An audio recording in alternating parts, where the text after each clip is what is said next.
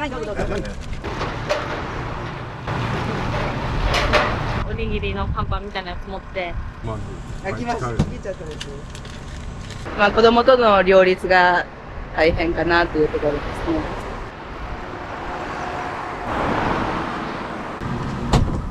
あ、切れた。やばいね。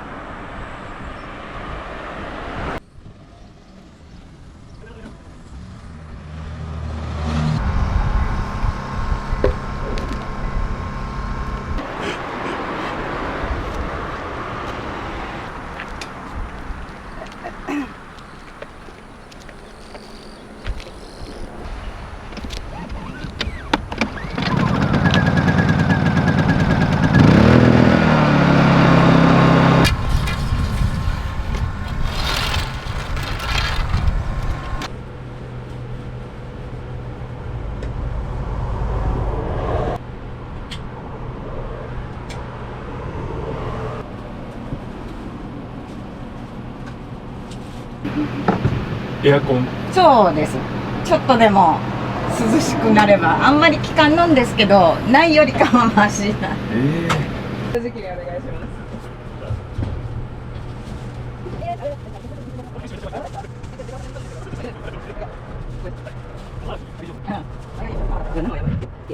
今呼ばなくても、茹でてきやすくしたかったんで、茹でてきやすくまでやってて、だから前です。はい。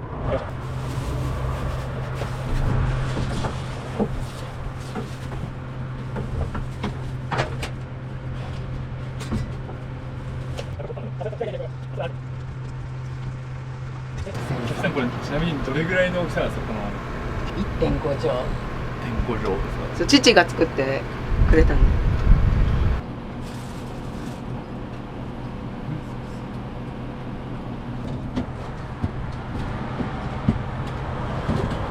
炙りネギ味噌っていうおにぎりのに塗る味噌です。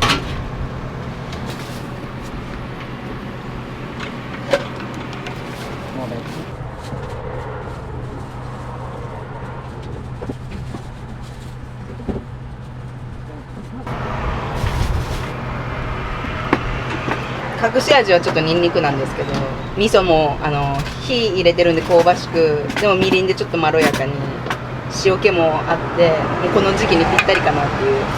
火を作ってくれん。でも作ってくれん。でもごぼうもあげんと。ごぼうはあるかは後でごぼうするんだけど。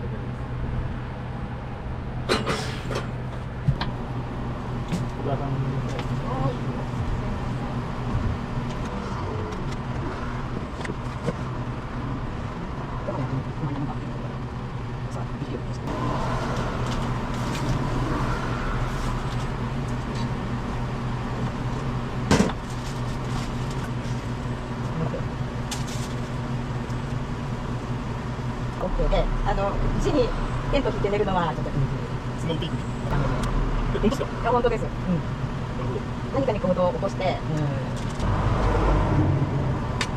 ちなみにどんな看護師さんされたんですか。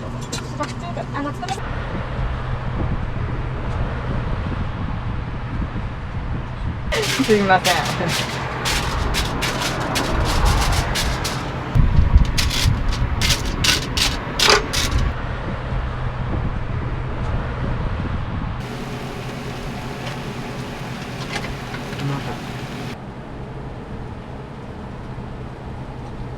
きっかけはもともと飲食店をやりたくて、過疎化してきたこの街をもうちょっと元気づけるために何かに行動を起こして、なんかみんなに喜んでもらえたらいいなと思って。さきちなみにお母さんの料理で一番好きなのは何ですか。おにぎりです。うるさい。いや。めっちゃすごいんだけど。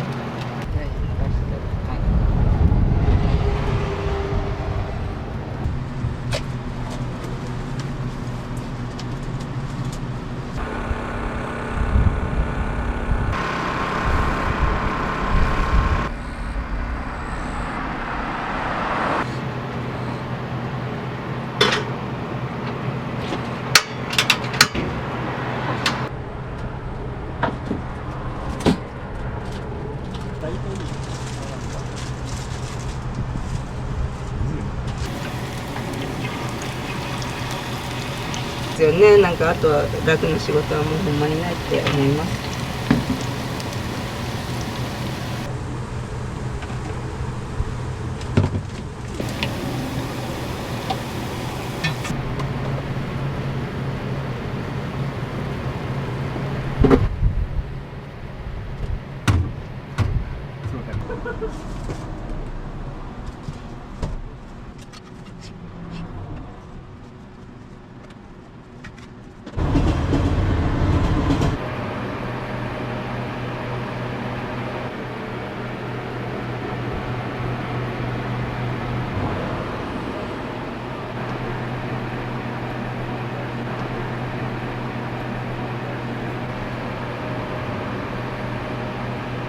日焼けさんのすごい香りがいい海苔。100枚で5000円ぐらいするよね、多分。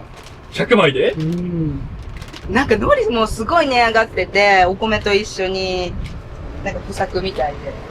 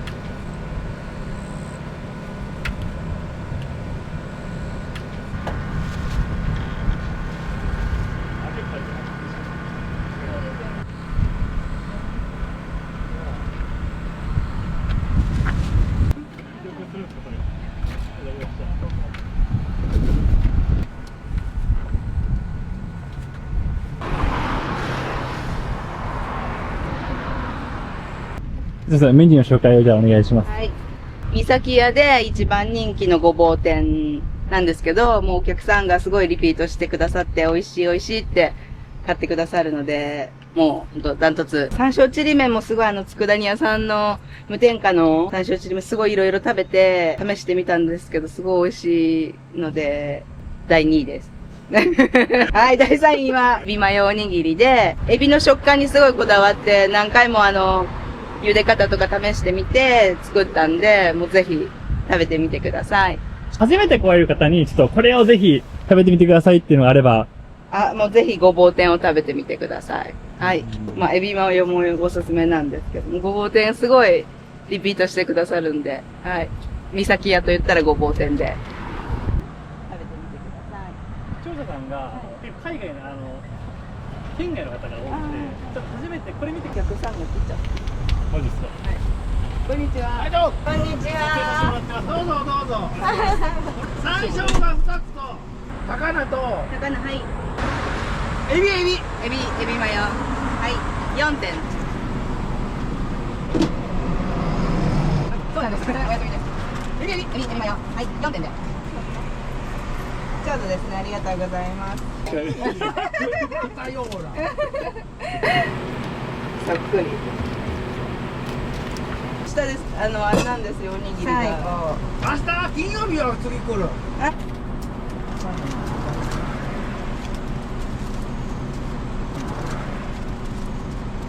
これだろ、ここ手間。はい。バーヤーのまあよかった。はい、本当ですか、嬉しいです。バーヤーのまあよかった。はい、本当ですか、嬉しいです。次の日、バスケの方。ああれ、男の方です。女よ。女。お父さん。手の高お父さんとお父知らん。今日会うてないけ。さん。本当ですか。本当ですね。確かに。ありがとうございました。はい、ありがとうございます。お兄さんの一番のおすすめちょっと聞きたいんですけど。山椒とごぼう天と高菜かな。ここは通り道だけ、おいで知っとるけ。お二人の雰囲気とかはどうですか？ええんじゃないん、かわいいけ。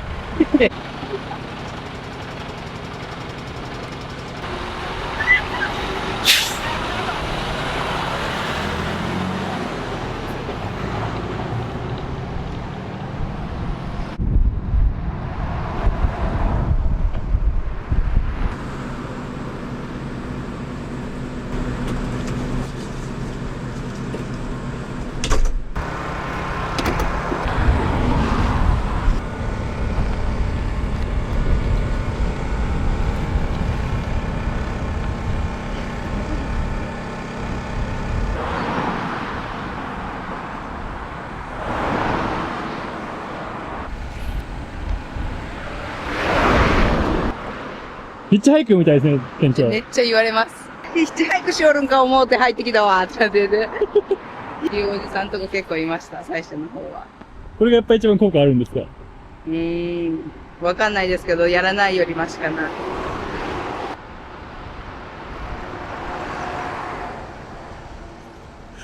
店長が担当なんですか？暇になったら母も出てきて、なるほど。一緒にやります。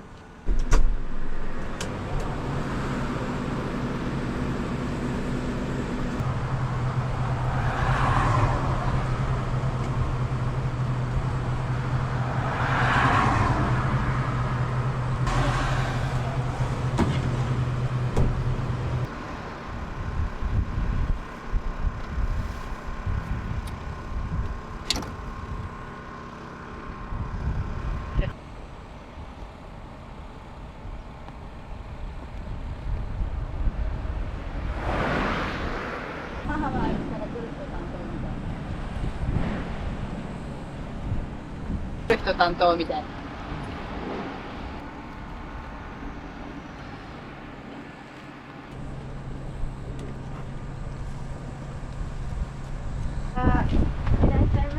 こんにちは。何がええかの？何がいいですかね。明太明太子。ある？ありますよ。明太子。梅がいい。梅が一つ。3点で。3個で。はい、ありがとうございます。ありますよ。明太子。ください。それから、はい。あれがいい。パスタ。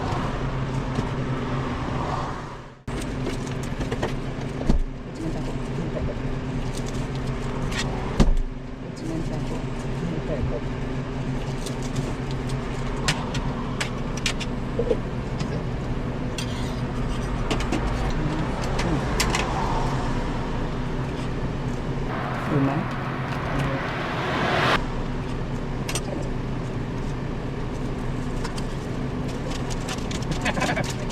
どこから来られました？左町？すぐそこです。エビの。はい。梅これです。はい。で、こっちが明太子です。はい。ありがとうございました。ありがとうございました。ありがとうございました。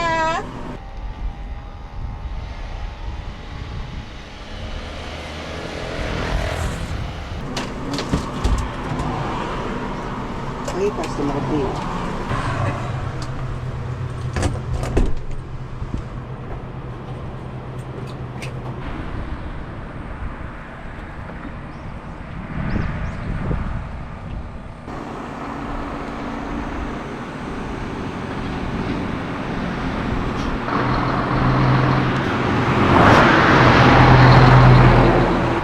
今年で36になります。 36。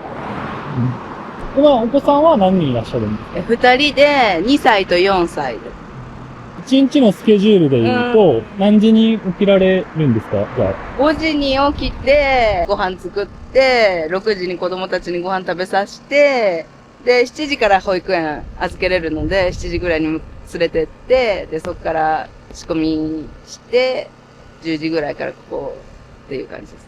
育児子供との両立が大変かなっていうところですね。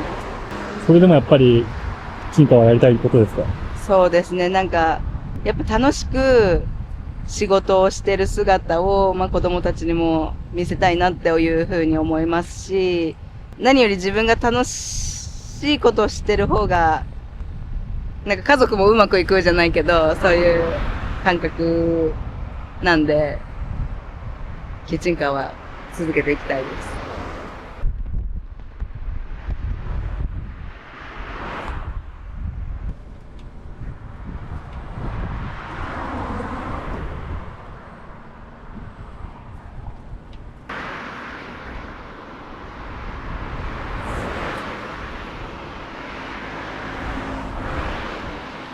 手作りです。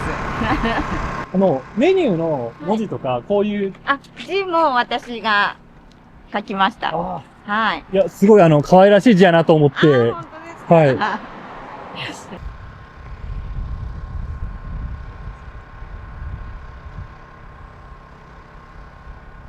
こんにちは。こんにちあは。りがとうございます。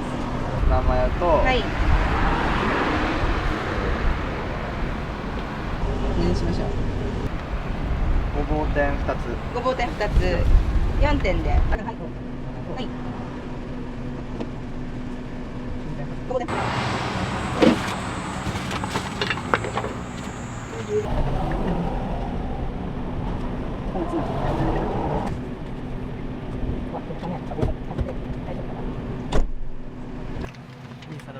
ああ、わかりました。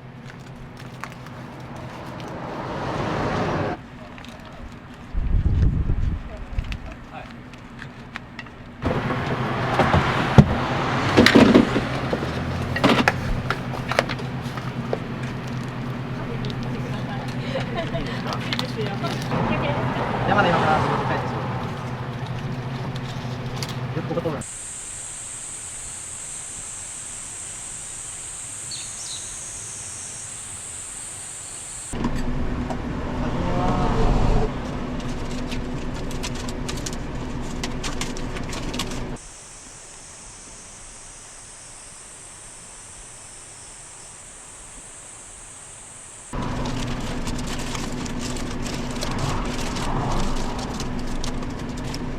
はい。またちょっとはい。ありがとうございます。はい、ありがとうございました。またお願いします。またお願いします。今日買ったのは、ごぼう天と高菜とツナマヨ。よく来るってことなんで、おすすめ教えてもらえたらちょっと。おすすめはごぼう天ですね、やっぱり。全種類食べたんですけど、一番美味しかった。どういうところが美味しかったですか、なんか。他のは、にないパリパリ感があるんですよ、やっぱり。食べた時に。あと、ご飯も美味しいですね。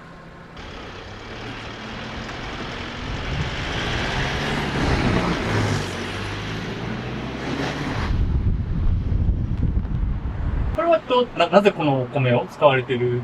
八坂米を特別栽培米で、農薬も半分に減らして作られているっていうところも素敵だなって思って頼んで食べてみたらすごい美味しくて、米もでも塩もですし、こだわれるところはもう全部こだわって、もう私たちの味を作っていきたいなっていう思いでやって。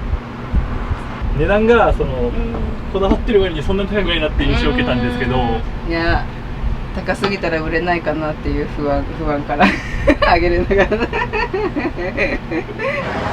ガソリン代とかもすぐ近くなんで、もうほぼ市内とかに行ってたら結構もうやっていけれない感じになるかなって思うんですけど、削れるところは削って値段に反映してっていう感じです。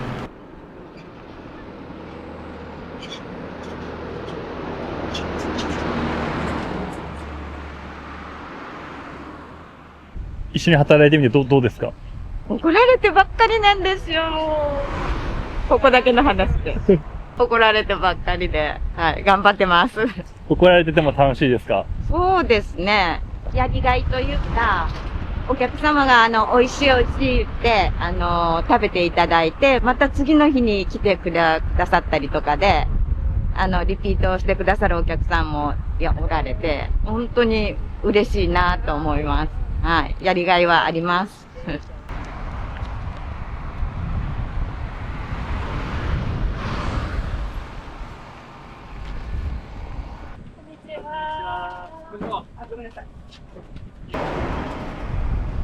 今兄弟ですか？違います？全然違う。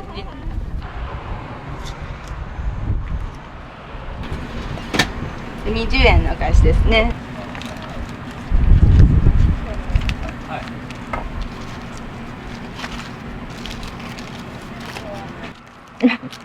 めったに、たまたま。1時間ぐらい。1時間ぐらい。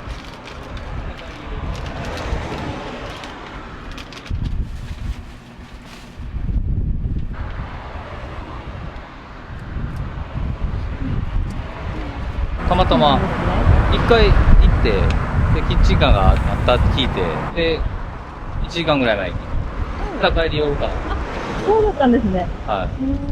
お待たせいたしました。ありがとうございました。ありがとうございました。ありがとうございました。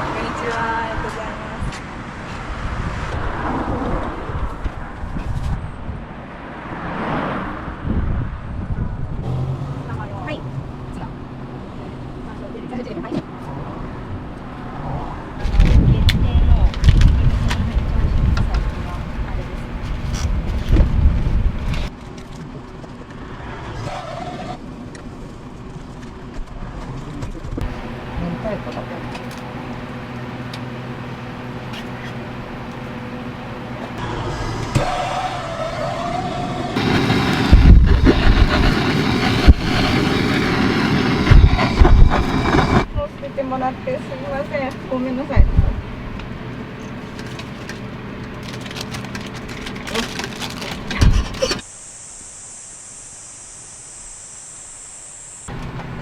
みません、お待たせしました。ありがとうございます。ありがとうございます。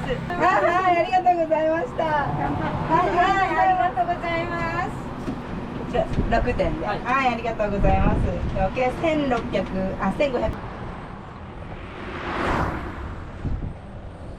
アメリカももらえます。はい、どうぞどうぞ。はい。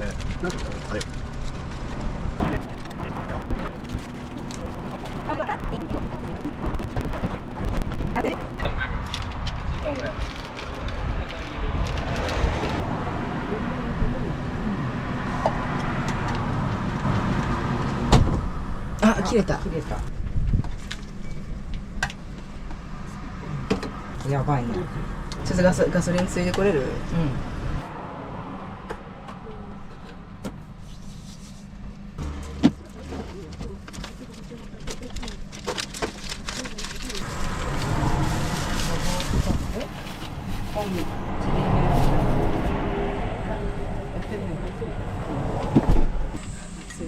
行ってくる？うん。いいよ。いい。うん。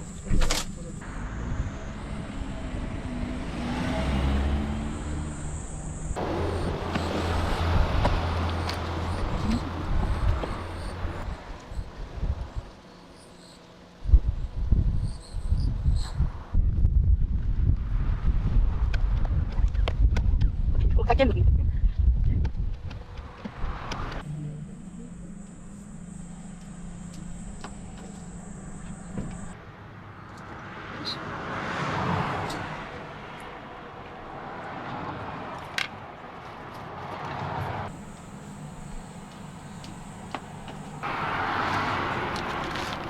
っちは火がさすがいい。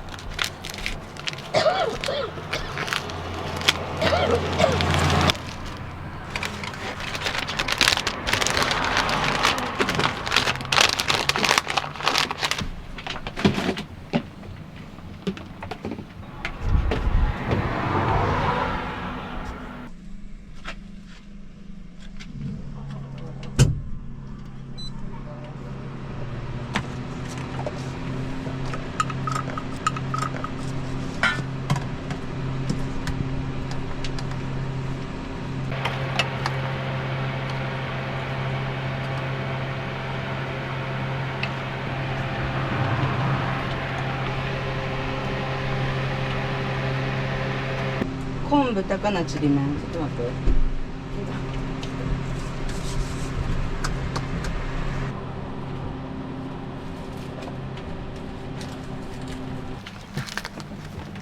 作ってから行こうか。うん。でも作ってから。す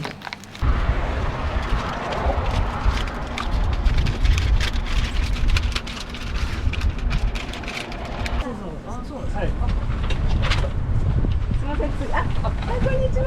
先生じゃん。すいません、お待たせして。横か一つと、はい。山椒ちりめんを一はい、6点で。ははいい、ありがとうございます。ケー店主さんが、はい。うちの病院の患者さん10ですあ、そうなんですか。ワンちゃんがだからちょっとおすすめがあったらお伺いしたいんですけど。好きなんで、梅ばっか好きなんですけど、はい。ごぼ天ですね。横転ですか。はい。じゃあお待たせしました。ありがとうございました。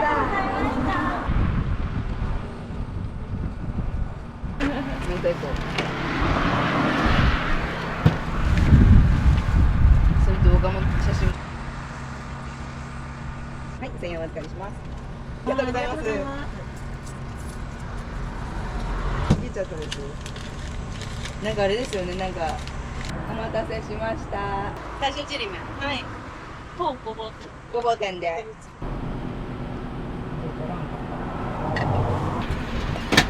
20円のお返しですね。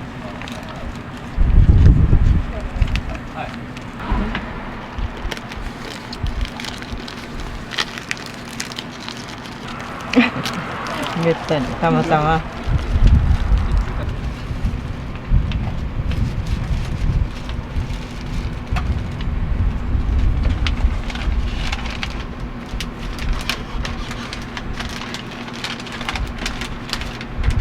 今日はごぼう天と山椒チリメン。なんで今日はこれを選んだの？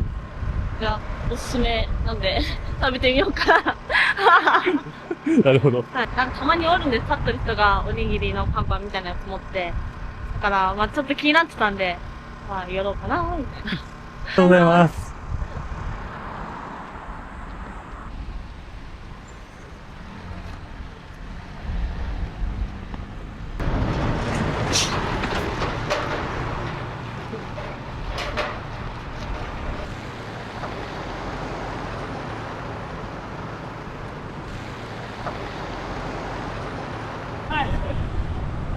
こんにちは。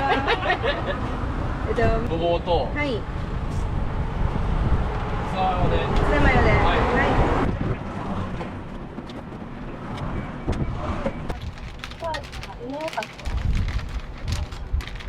はい。おにぎり3つですね。はい。はい、すみません。ありがとうございます。はいありがとうございますありがとうございます。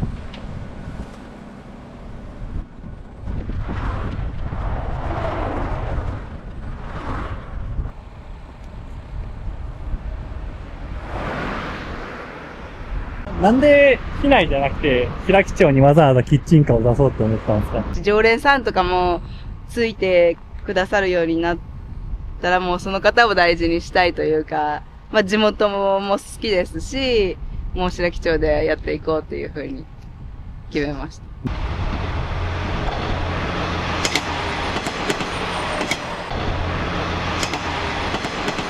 た。なんか、もともと母は古民家でしたいって言ってて、あ、そうなんですか？そうなんです。だけどなんかまあ資金面でキッチンカーにしたんですけど、ゆくゆくは、なんか畑があって、そこで野菜育てながら、古民家で、ランチして、っていうのが素敵だなっていうふうに。もう夢の、まだまだ先の話かな。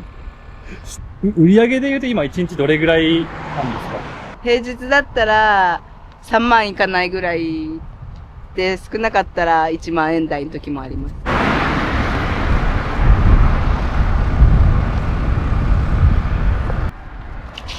はい、お待たせしました。ありがとうございました。ありがとうございます。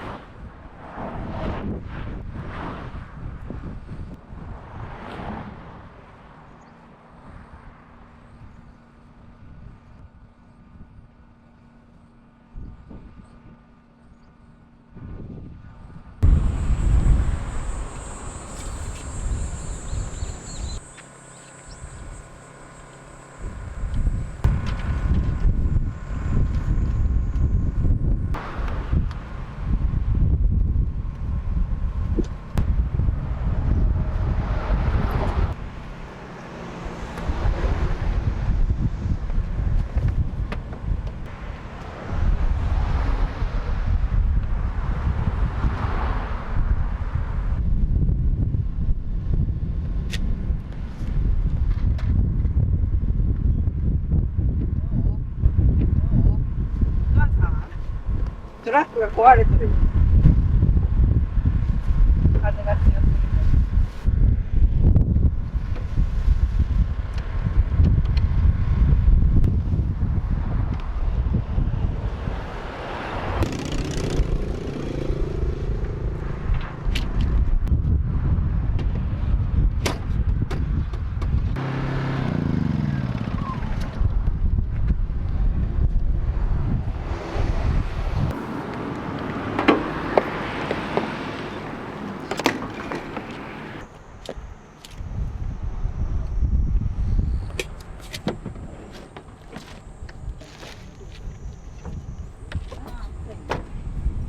今日はありがとうございました。ありがとうございましお疲た。れ様です。お疲れ様お疲れです。様でした。今後の目標があればお伺いしたいんですけど。はい。子供がまだちっちゃく、いつになるかわからないんですけど、店舗を持ちたいなっていうふうに思って頑張ります。小沢さん、いつも来てるお客さんに一言あれば。いや、本当に一人一人皆さんに感謝してるんですけど、美味しかったよって言ってもらって、また買いに来たよって言われるのが本当に嬉しくって、これからの励みにもなるので、本当に感謝してます。はい。ありがとうございます。お米自体も楽しんでもらいたいんですけれども、今までにないメニューも考えて、お待ちしておりますので、よろしくお願いします。今日はありがとうございました。ありがとうございましたありがとう。ございました。お世話になりました。ありがとうございました。ありがとうございます。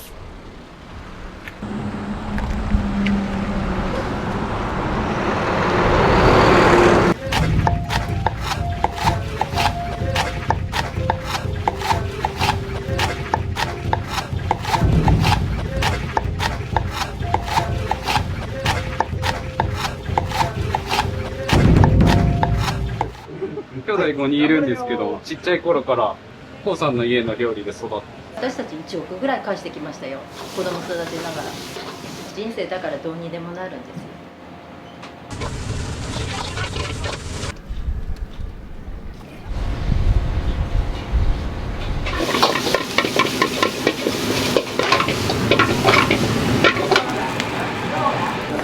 じゃあ何個。はい、お待たせです。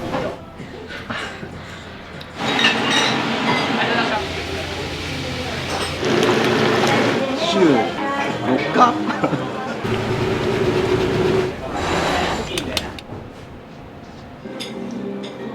最高です。ありがとうございます。すごい満足感だなって思います。私たちのお土産ですね。みんなに残す。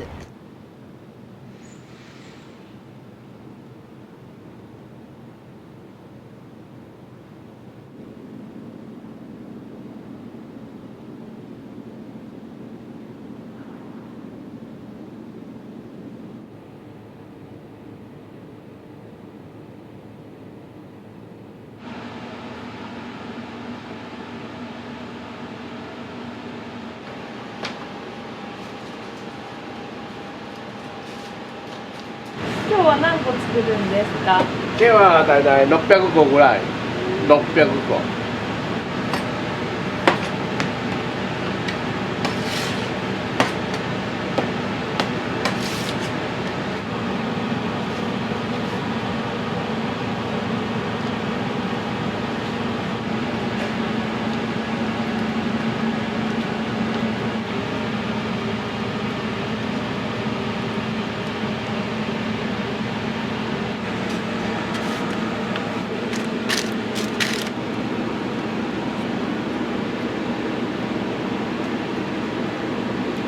これに全部肉まんを。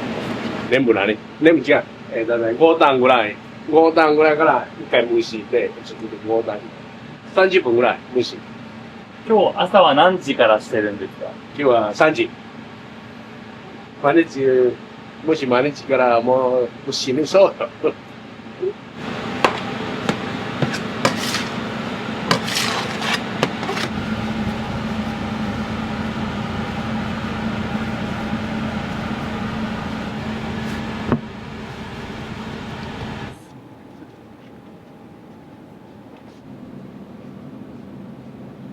今日はもう豚まん作りなので、そのまま昨日の夜の営業あって仮眠して、で今降りてきた感じですけど、そうですね、3時過ぎから皮を発酵して、で、3時過ぎ10分15分から今成形始めてます。大体何時ぐらいにその作業終わるんですか7時半とか8時ぐらいですかね。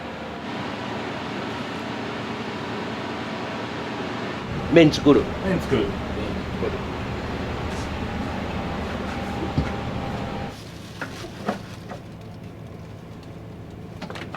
昨日作って、今日やる。これ麺全然違う。青麺。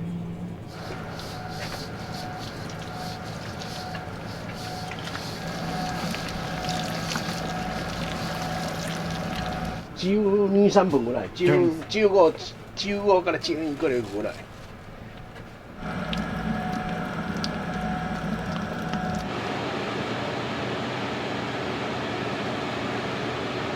来週が、25、26日が広島城であるフードフェスティバルがありますので、それに向けて今、ほぼ毎日と言っていいぐらい豚まん作りだったり、ごま団子だったり、春巻き作ってます。それが全部手作り点心なので、皮から全部作ってるので、朝早く起きて、どんどん作ってます。何個ぐらい出店の時に買っていかれるんですか？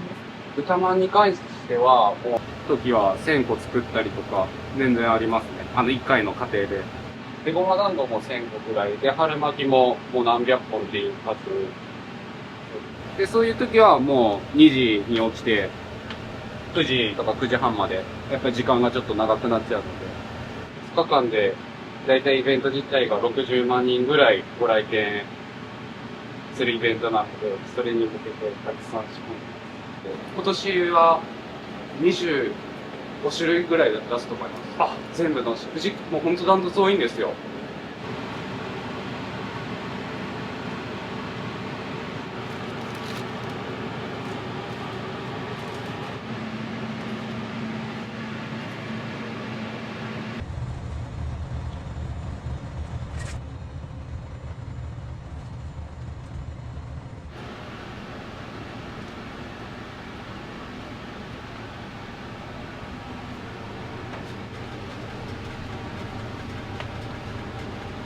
業者さんから手配してる蒸し器で、一気に50個、60個ぐらいを一気に蒸し上げます。これをもうずーっと朝の7時、8時まで続ける役です。スポーツやる？昔です。昔、今ない。今ある？コウさんも何かしてたんですか、スポーツ。私、見る好き。見る好き。やる下手。全然ダメ。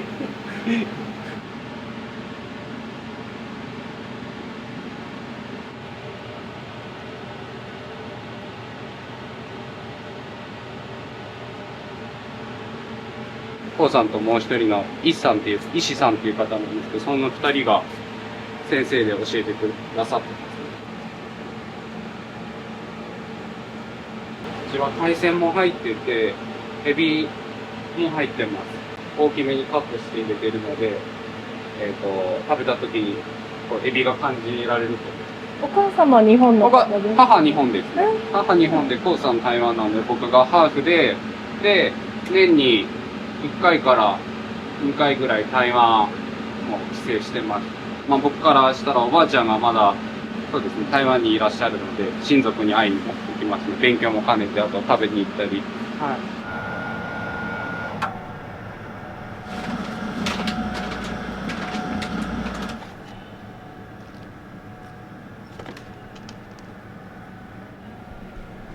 これは何ですか？これどういうふうに測ってるんですか？台湾の測り。これで重さで測ってるんですか？そうそう、これ。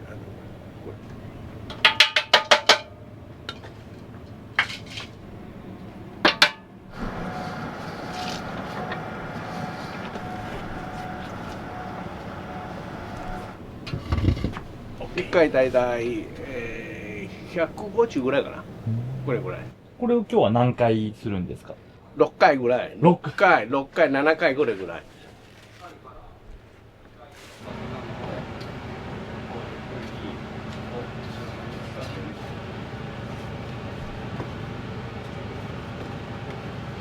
30年ぐらいですけど、創業。コウさんでも豚まんの生地、全然失敗します。寒いから難しい。寒い。気温によってもやっぱりこの分量とか変えていかないといけないので、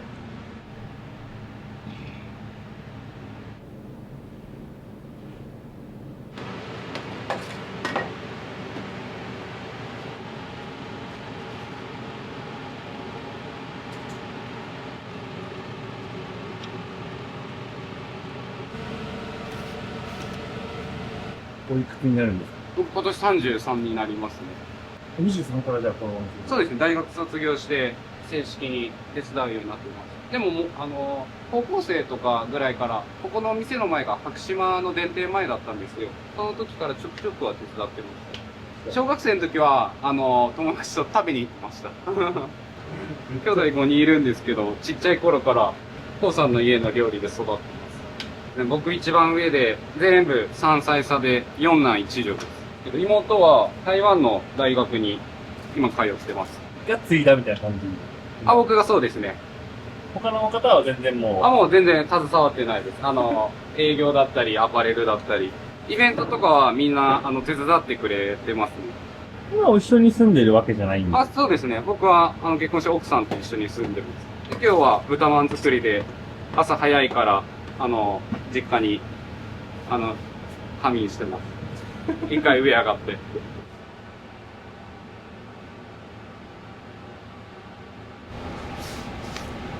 豆に花って書いて豆腐、豆乳を凝固させて、シロップかけて、で、台湾スタイルでは上に緑豆とかこういう小豆とか、もうタピオカとか自分でトッピングしていく料理なんです。ここで出してるこういう台湾の料理はもう本当に本場の味に近いような。本場の味に近いと思います、うちは。コウさん65ですね。結構若めに見えます。コウさん身長おいくつですか？160ぐらい。今どんどん小さい。今どんどん小さい。昔、ちょっとあなた同じぐらい。ご兄弟全員高いです、うち。みんな180弱あります。僕182あって。コウさんちなみに好きな料理何ですか？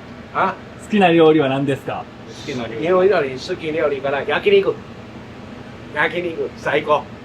優しいよ。優しい台湾人に優しいよ。本当に優しいです。日本語通じるし、日本どこが好きですよって日本30年で。日本語30年から風呂、温泉。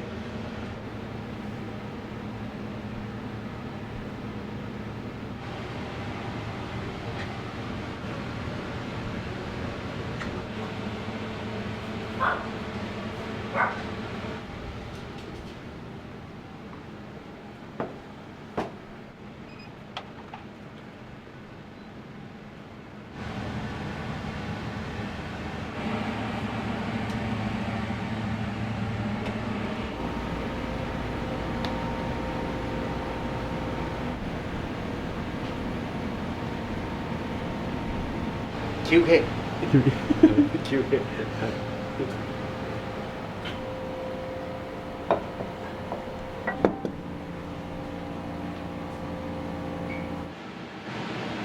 何銭も何銭も、1銭2銭って言うんですよ。お湯を入れて、で、おかわりも5回6回ぐらいいけるので。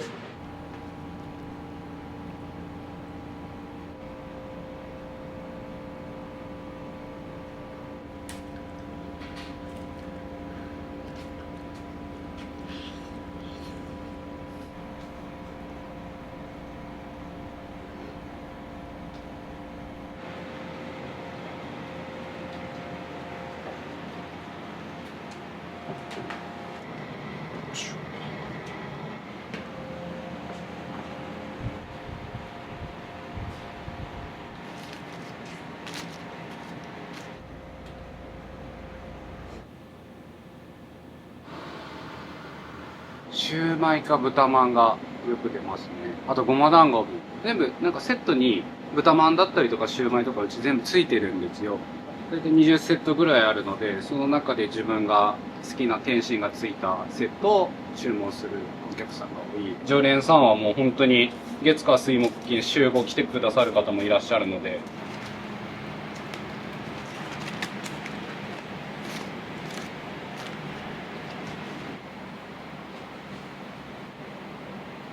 いいよ。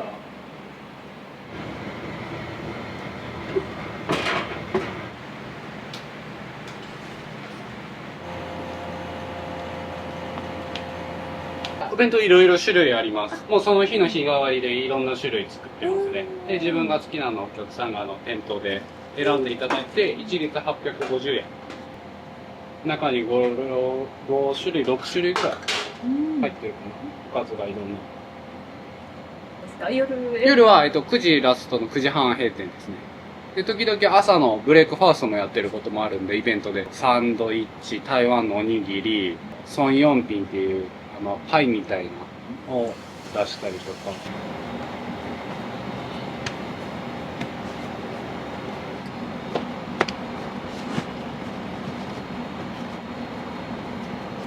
おはようございます。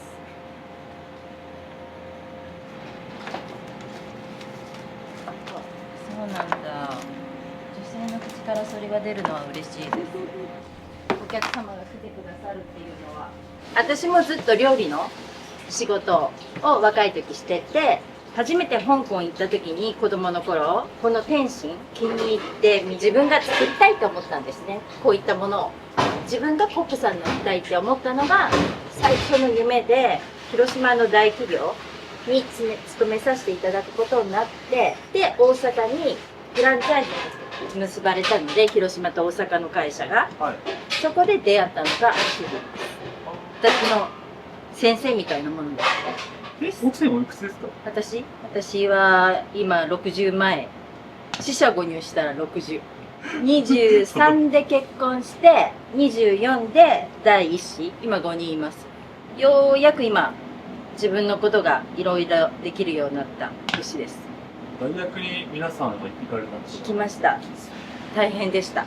大変な時もあったからこそ今がやっぱし感謝だけの毎日なのかなと思って。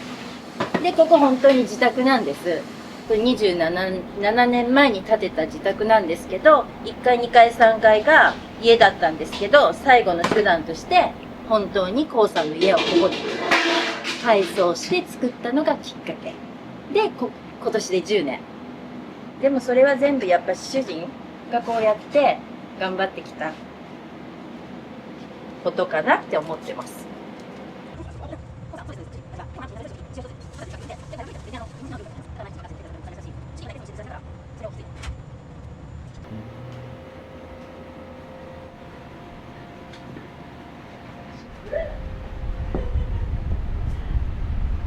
暑い。暑い。暑いよ。暑いよ。どうぞ、皆さ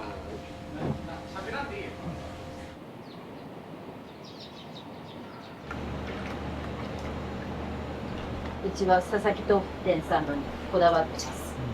これはもう台湾から、これが一番昔ながらの台湾の作り方。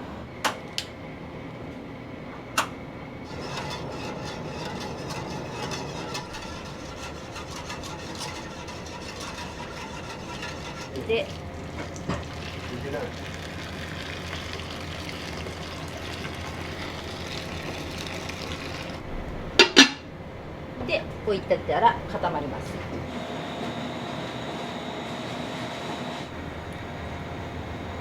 もう出来たてです。これピーナッツです。ピーナッツは甘く煮てます。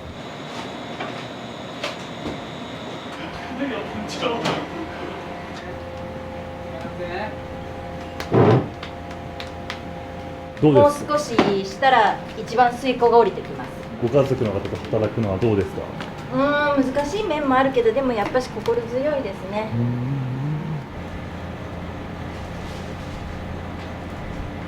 倒産も別に目の前だったんですけど、それを乗り切るために私たちはここに移ったんです。だから白島の時なんて55万ぐらいの家賃、それを払おうと思ったら並大抵の苦労じゃないですよね。子供が5人いて、でも子供がいたから私たちこうやって頑張れる、何でも乗り切れる。家賃3日分で稼げっていうじゃないですか。毎日20何万、客単800円1000円、人件費何人一体っていう時にちょっと厳しすぎますよね。だから1ヶ月休まなかったことも多々あるし、2人だけ毎日夜中の12時ぐらいまでやっても追いつかなかったですね、利益が。コロナなんて怖くない。全部ここドア開けてテイクアウトにしようって言って、娘も台湾から帰ってきて全員が交代でもうテイクアウトしまくり、大行列だから、またそれが自分たちの自信にもつながったし、何かあったら何かを起こそうや、みんなでって風吹かそうやって言って、待っとるだけじゃダメよって言って乗り切ったのが一つの、私たちのお土産ですね。みんなに残す。1億ぐらい返してきましたよ。今はちなみに借り入れとか合わせない？何にもなし。もう全部借り入でも人生だからどうにでもなるんですよ。働ける場所があったらどうにかある。場所がない。だから震災見た時にボランティアで料理持って鍋持ってその現地に行って炊き出し行ったりしました。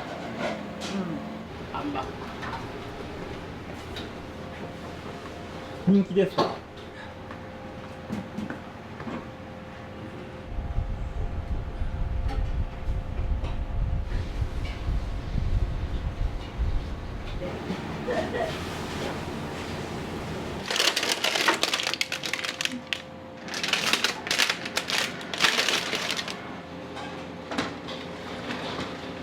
その外装とかを全部奥さんが考えられたっていうのを聞いたんですけど、ちょっとこだわりがあれば。この台湾のハッカ柄っていうんですけど、客の家の柄、このエプロンもそうなんですけど、これ古いの使ってるんです。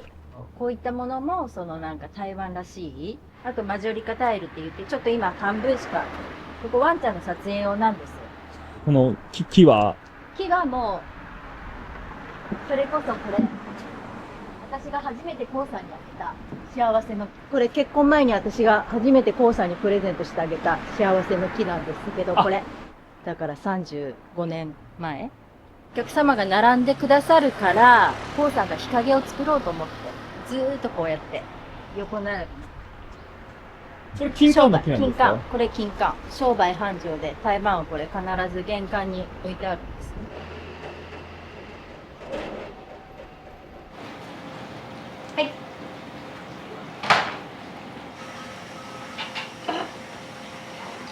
節のフルーツミルクかき氷。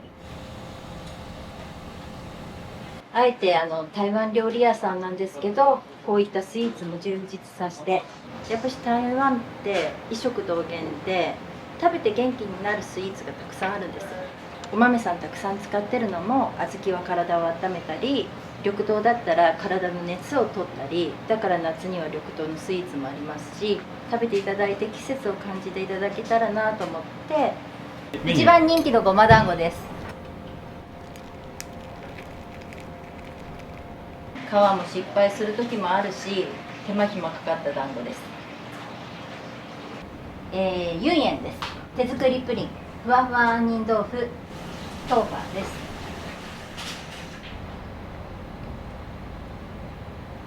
これは春巻き、もち米餃子、ごま団子、3種類。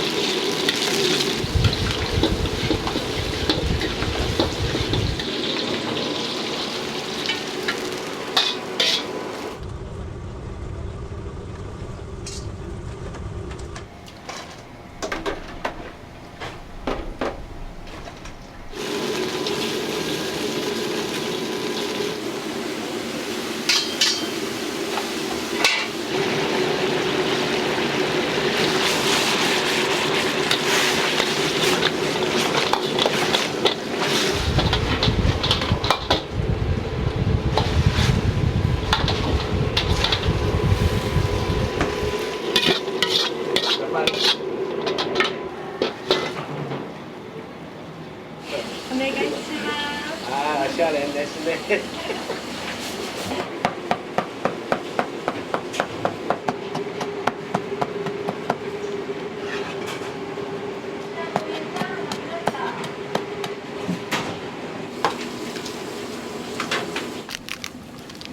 卵焼き。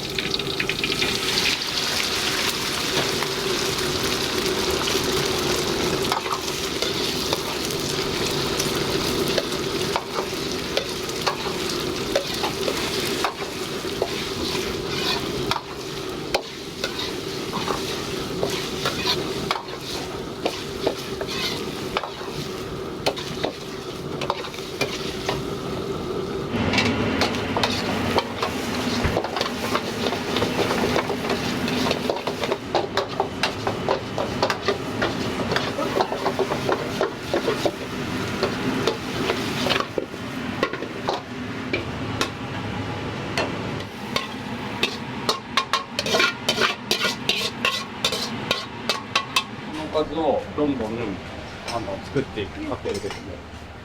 今酢豚できて、で中華の卵できて、でこの後麻婆豆腐。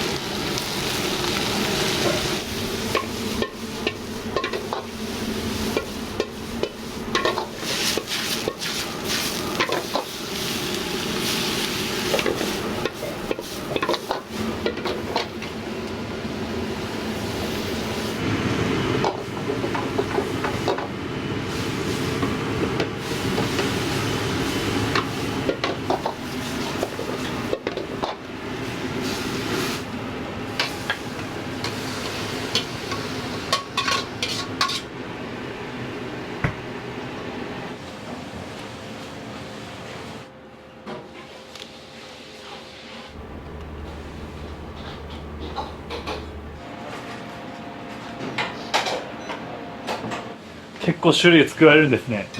作りますね、結構。7種類、8種類ぐらい。人気とか。人気なのは、やっぱり麻婆豆腐とか酢豚。で、値段に応じてなんですけど、エビチリとかも。これ全部一律もう850円で今からサービス弁当で作れるので。お兄さんが一番末っ子ですか？はい。21の大学3年生です。大学に通いながらお手伝いをされてるんですか？そうです。忙しい時もやっぱりあるけど、やっててやりがいじゃないけど楽しいです。はい。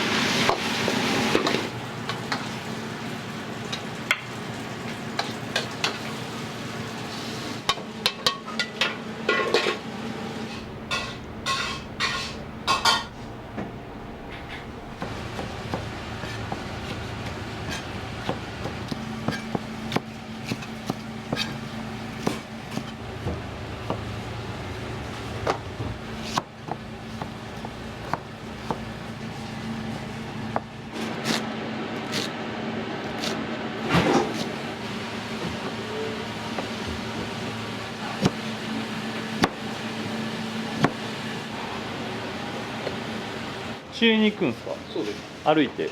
自転車。ちゃんこですか？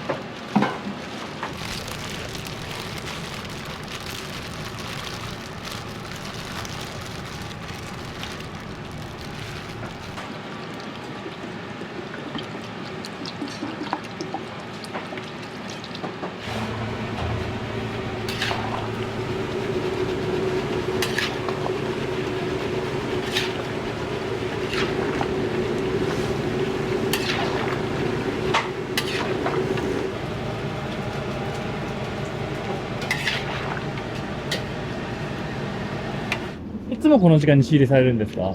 そうです。9時オープンなんで、9時オープンの同時で行ってます。お客さん少ないんですね。これは今日使うやつ？そうです。今日の前菜で使う野菜とか、水イカとか、そうですね、3種類ぐらい前菜です。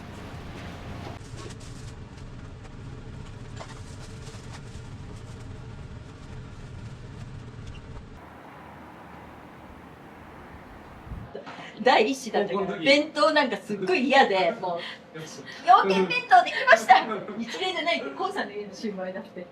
やっぱし手間暇かけた分だけ美味しくっていいものが作れて原価も実際安いんです。だからコウさんもよそのものを買って嘘つきたくないのがコウさんの商売。それを継いでるのが私。それを今から引き継ぐかどうかが息子にかかってる。でプレッシャーかけてるんです。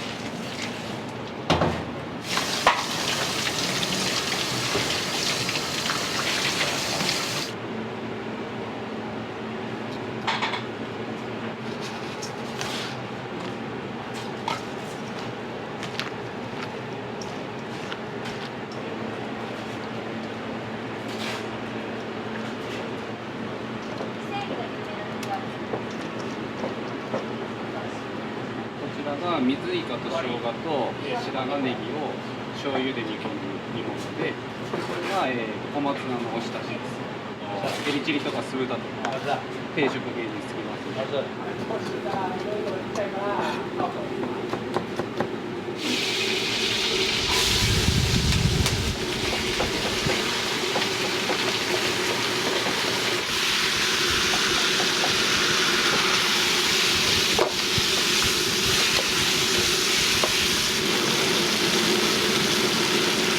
加えて、ちょっとカレーっぽく。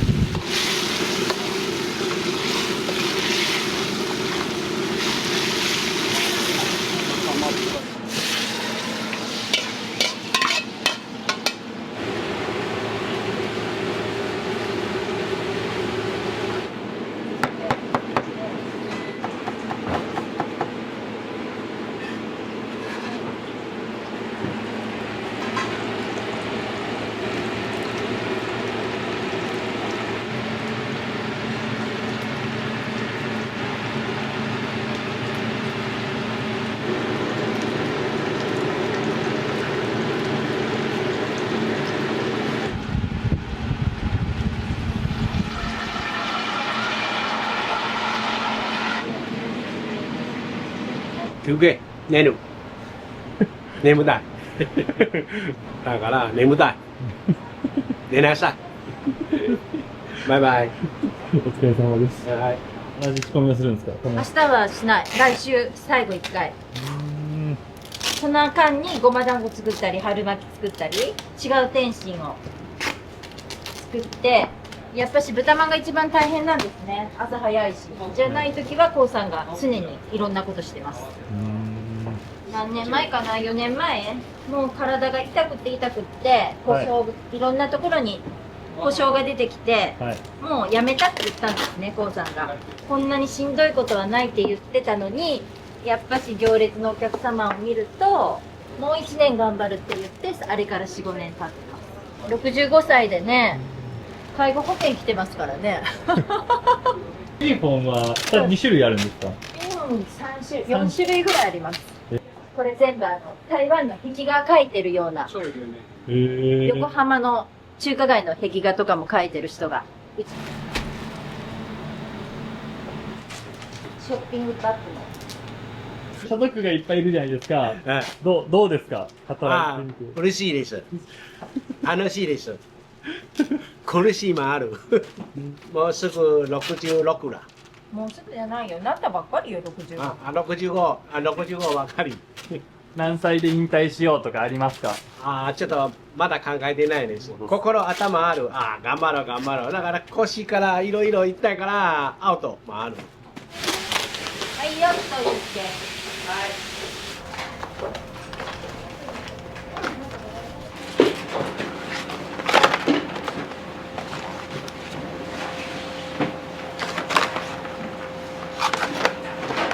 皆様がすぐ見て、もう一目瞭然で分かるように水曜日、金曜日販売中です。水曜と金曜だけ行ってます。出張販売してます。八丁堀の方が多いですね。メインは本通り付近を日によって違うんで、インスタグラムの方もチェックしていただければ。はい、何時から何時までやってるんですか？そうですね、だいたい11時から13時ぐらいの2時間っての前後で販売の方させていただいてます。はい。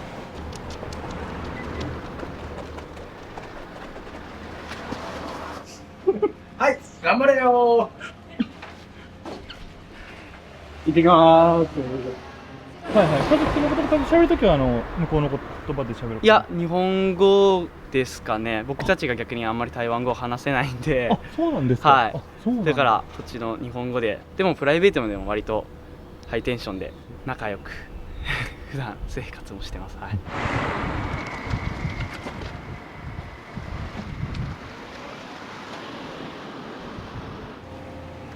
不要拿出来，那个要不行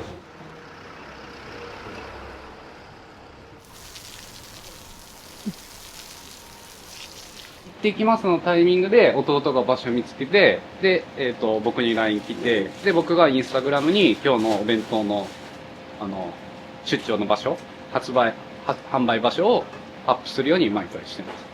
それ見て来てくださる方も結構いるので、でも全部売れたらいいんですけどね。頑張ってほしい。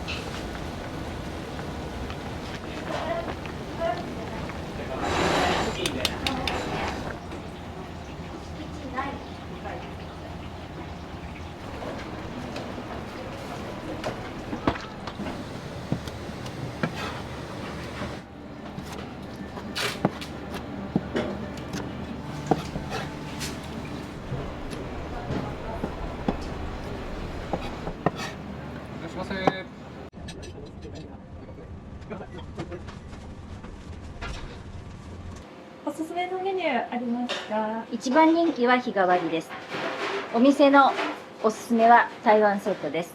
これなんか初めて、例えば、このお店に来た時に、ちょっとこれをこういう風に食べたら楽しめるよみたいなのがあったら、女性の方にはこちらのレディースセットをおすすめさせていただいてます。前菜からデザートまで台湾茶もついた、ちょっとずついろいろなものがついたセットです。麺では白ごま担々麺、ネギそば、揚げそば人気です。今日仕込まれてたの肉まんとか豚まんはよく出ますか？よく出ますね。最近やっぱり涼しくなって、さらに豚まんとかはよく出ます。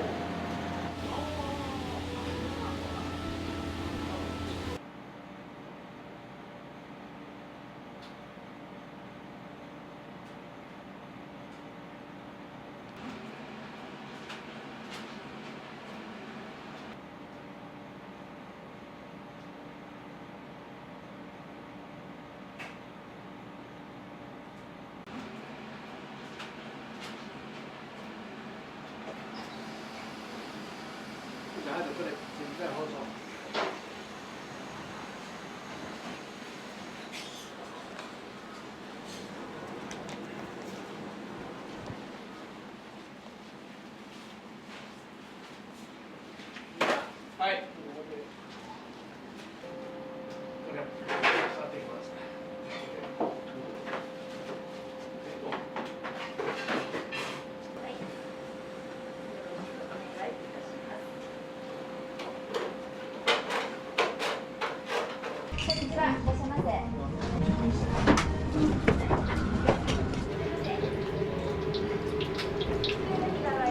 豚となってます。お決まりになって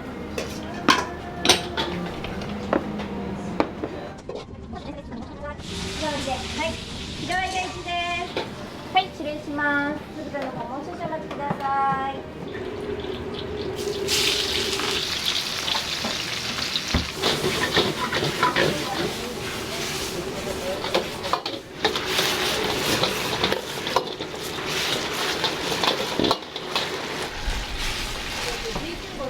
も毎日来てくださるお客様が。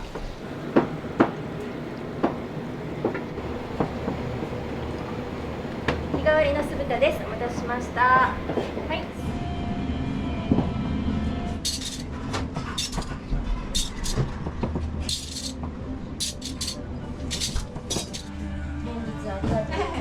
ちょっとかき氷をね、食べるために来ました。ありますので。ごま団子2つください。ごま団子が2個。はい、ありがとうございます。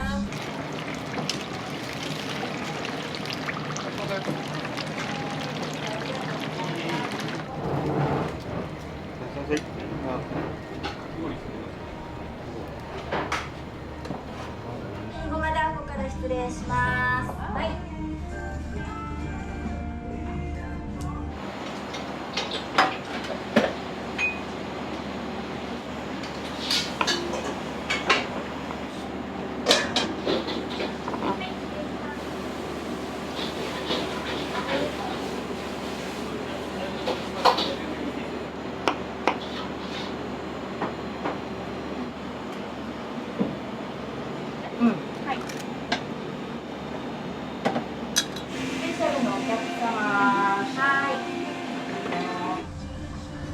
暑いも暑いですからね。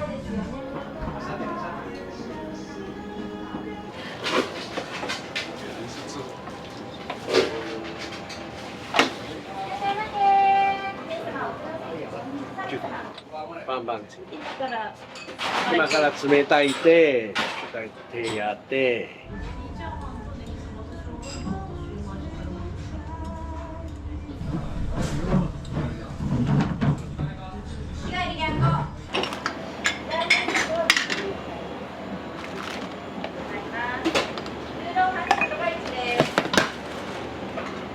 漬物の追加もお願いします。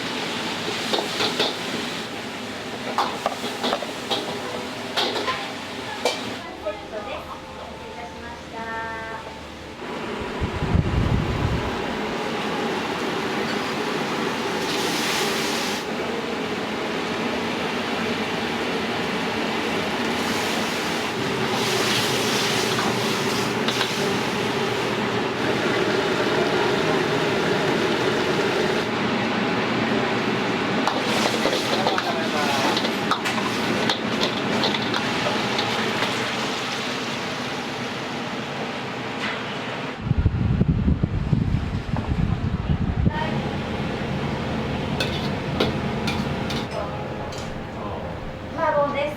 お待たせしました。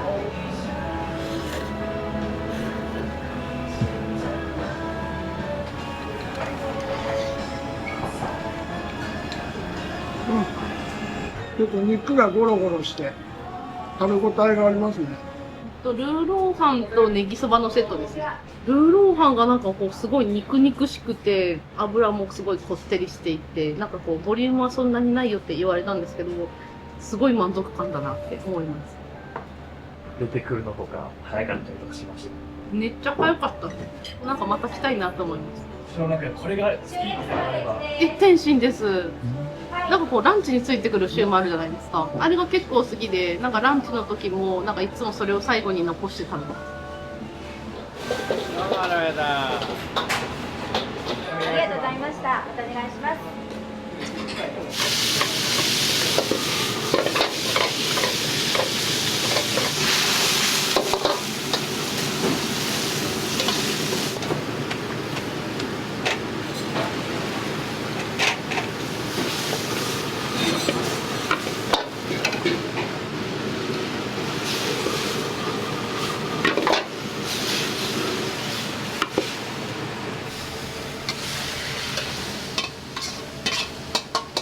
お願いします。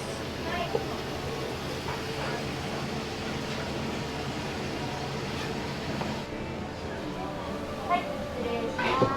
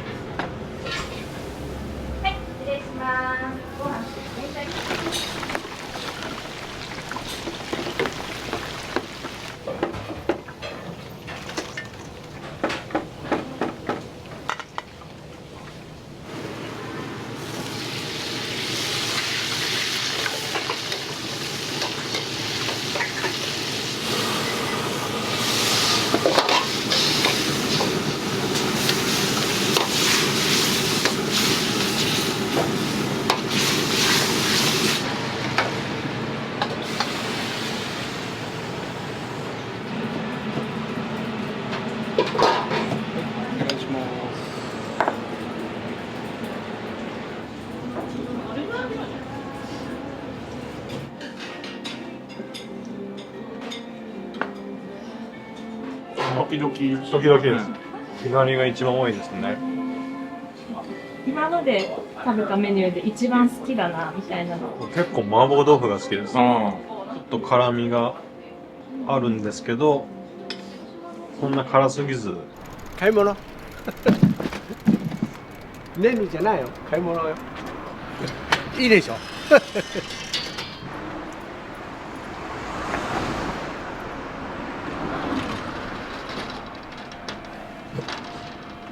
見て看板。うん、看板。もう29年な。大好き。ずっと使ってるんですか？そう。でな、もうすぐ30年な。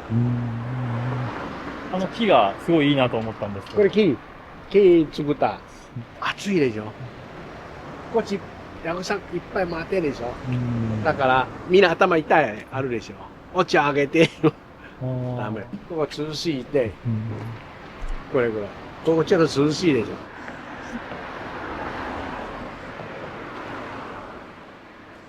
今日の日替わりは酢豚となってます。右上の台湾セット人気です。よかったら召し上がってみてください。ラーメン大使ルーローハンさん、台湾一のオールワンです。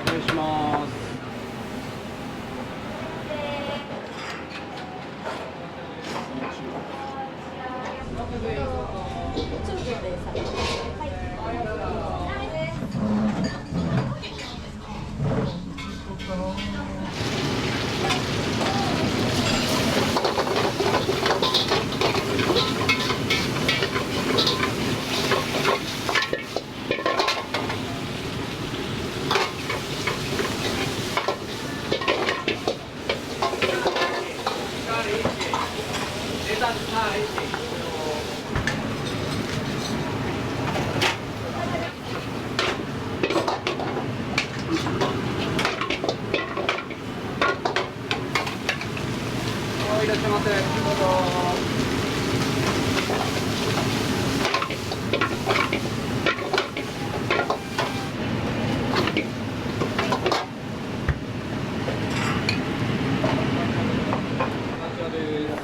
じゃあ何個 OK です。はーい。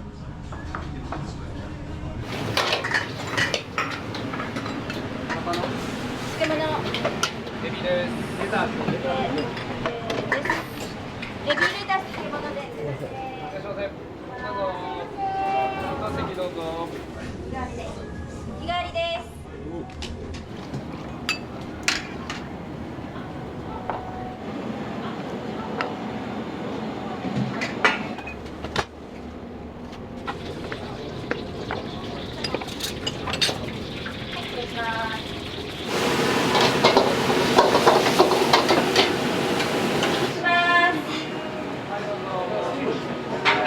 ください。ラーメンです。はい、ラーメンです。ここの酢豚はとても美味しい。私はラーメンチャーハンセットです。どれくらいのペースで来られますか？週4日食堂として使わせてもらってます。通われてどれくらいになりますか？何年かわからないぐらい、かなり前から。前菜がたくさん、これだけでお腹いっぱいになりそうです。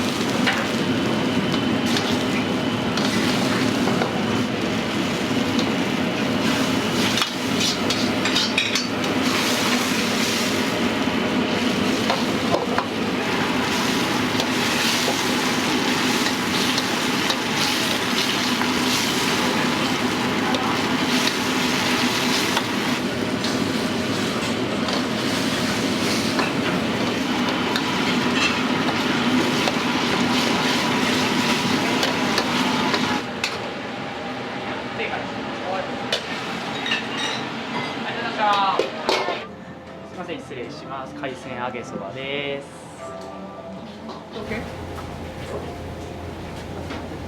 あら、どこ行っちゃったよね。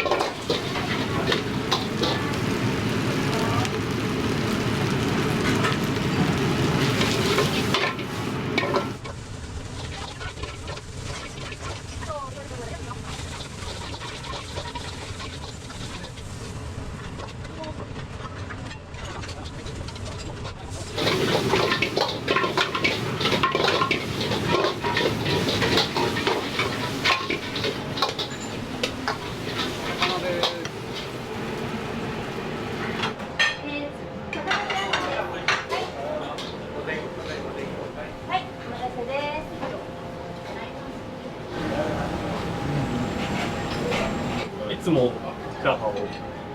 チャーハン多めです。高菜チャーハン。高菜ですね。まあ、僕はエビチャーしか食べない。僕はレタスチャーハンです。みんなバラバラで。美味しいですね。しっとり系ですね。他のメニューとか食べることあります？チャーハン以外で。日替わりメニュー行ったりする時もあります。おすすめのメニューがあったら紹介したいんですけど。塩焼きそばとか白ごま担々麺とかも好きですね。美味しいです。こちらでお願いします。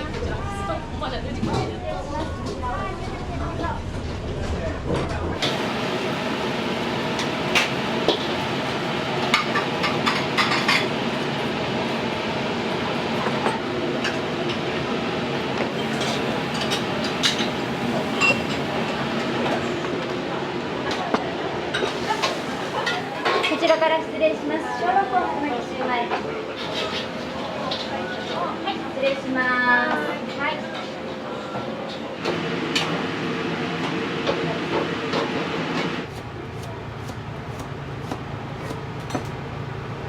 1分ぐらいで作るんですね。本当に早いですよ。全然今日暇ですね。全部準備してるから何が入ってもいいようにして。満席近いですけど、1分2分で全部出します。何してるんですか？祭りで。日曜日から祭り。準備ですか？はい、準備で。みんな準備が。今準備。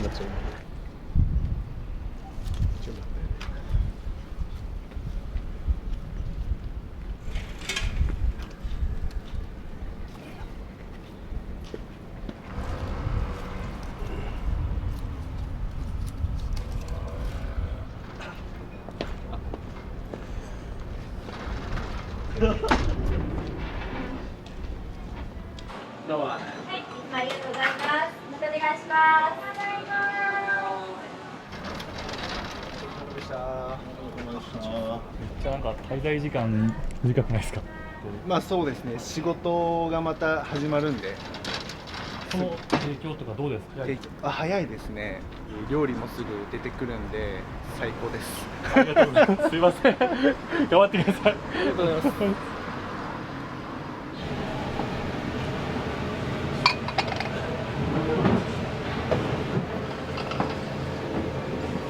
小籠包春巻きシューマイお待たせいたしました。こちらから失礼します。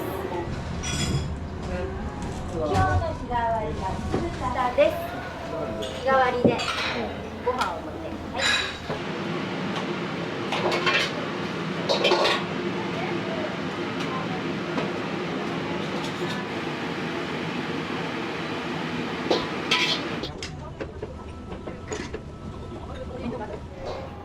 すいません、お待たせしました。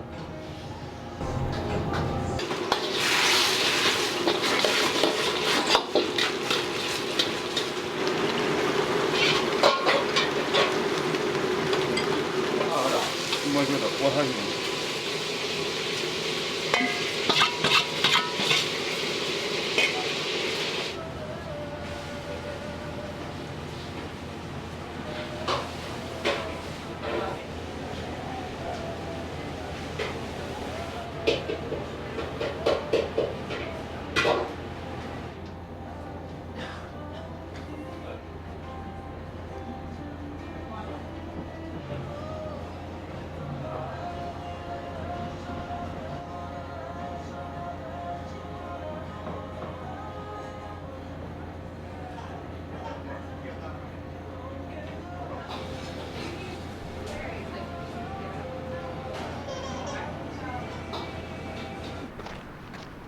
終わり。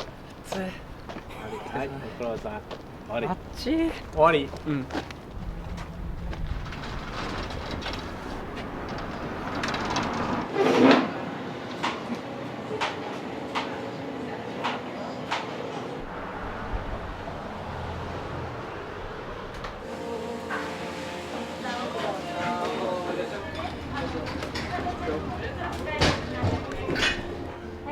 How old?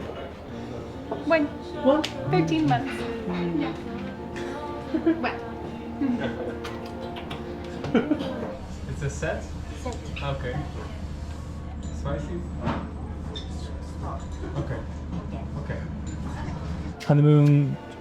Oh. Baby moon. Baby moon.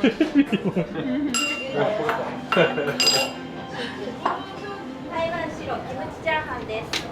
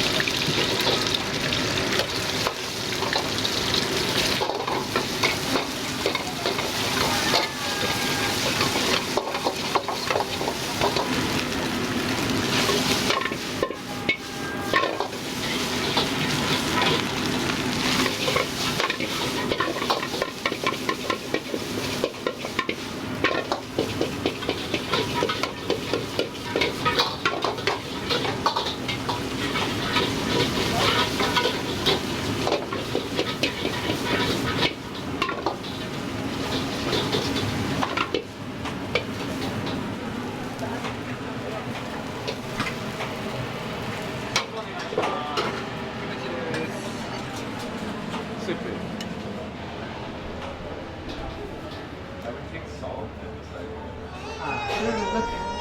チャーハン。スープ。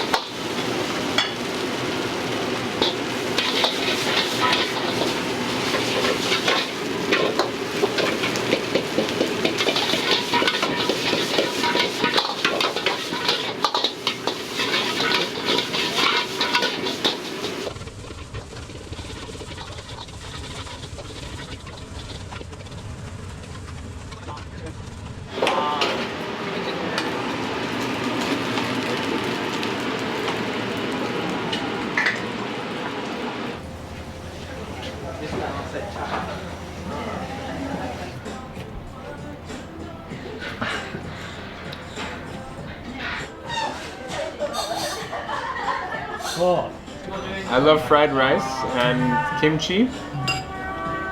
And this one because we like spicy noodles. Taiwanese noodles. Very good. I really like it. It's amazing. Wow. No, it's like nourishing, just the right spice. Very good. Very good. New York to Tokyo. and then from Tokyo to Hiroshima, and the baby was. タムタム。ありがとう。はい。乾杯。乾杯。乾杯。お、乾杯。乾杯。台湾。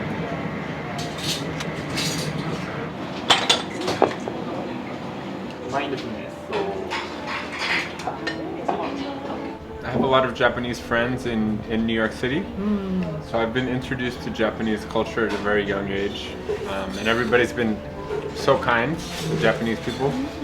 Now I've been working on this art exhibition in New York, inundated with a lot of kindness and mutual respect. And I've never been to Japan, so this is a big moment for us to come. And we've only been here for 2 days, but so far we've been treated with a lot of, just even right now at the paper store, we were treated with amazing kindness. We got a tour of the factory. The most different, so American and Japanese, the most different point, do you think? Tradition. Tradition. In the United States, there's no similar tradition between people, so everything gets a little bit messy sometimes. So in Japan, I feel there's like traditional values that bring everyone together, and everyone's like, you know, pay respect to anyone, even if they live in like a different part of Japan.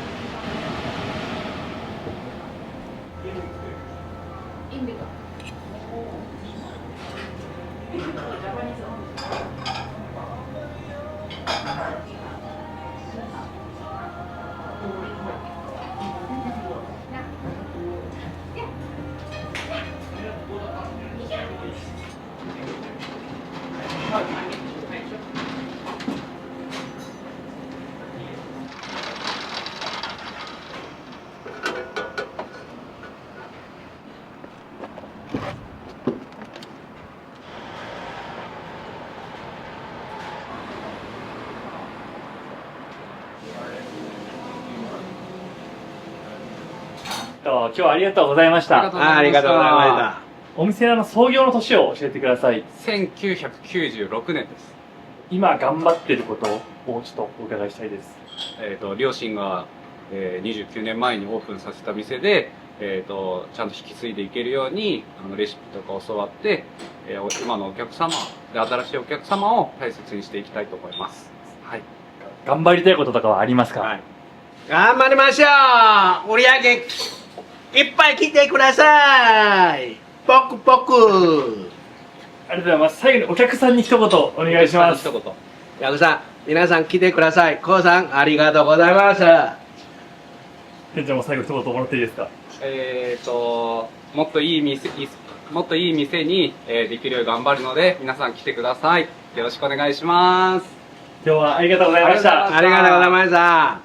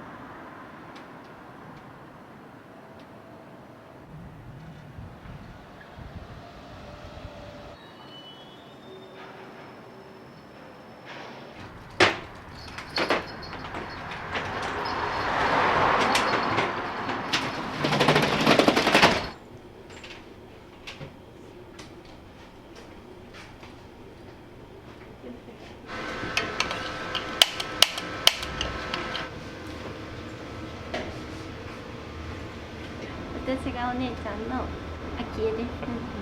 私は妹の幸恵です。幸恵さん、よろしくお願いします。お願いします。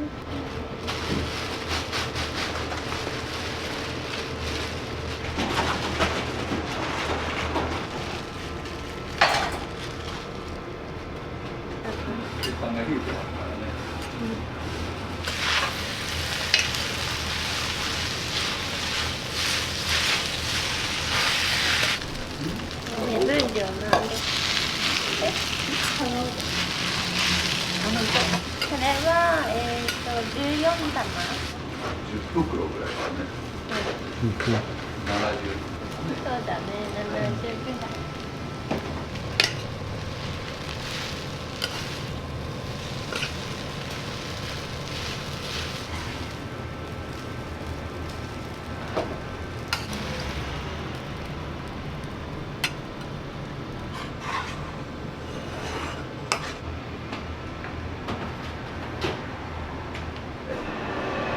もともとはね、新聞の販売所をやってたの。なんかするって急に言われたお父さん。決めてた。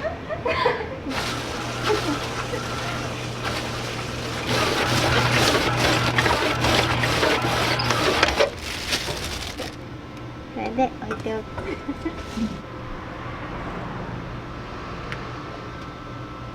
社長出勤です。なんでよ。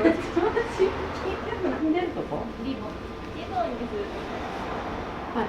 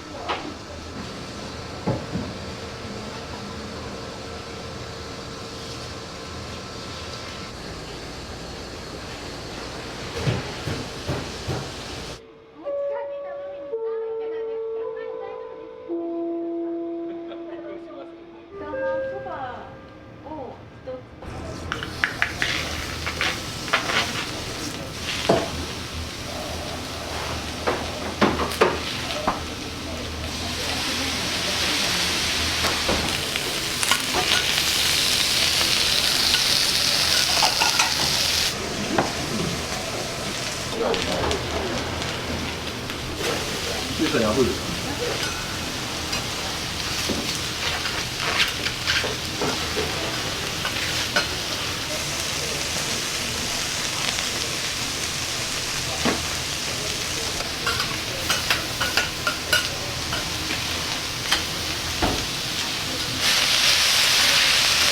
耐える？いいや。大丈夫ね。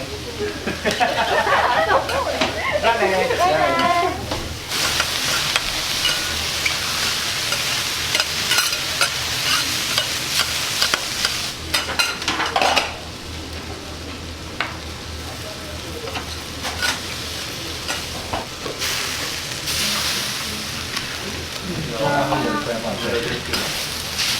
もう少々お待ちください。おかけになってお待ちください。